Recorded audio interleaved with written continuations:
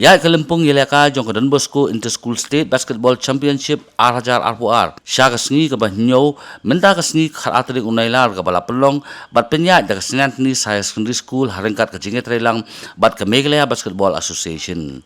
Hagan ke Lympung Ialehkai menta ke Sngi, la Ialehkai haduk khat atlik ken hun Ialehkai hakin rutli ke Jinget hun menta ke Sngi. Bat la pia ya kini ke Jinget Ialehkai haki atlik medan Ialehkai basketball, kibadan hapo ke school Jong ke Sngi kata ha ground 1 bat ha ke ground 2.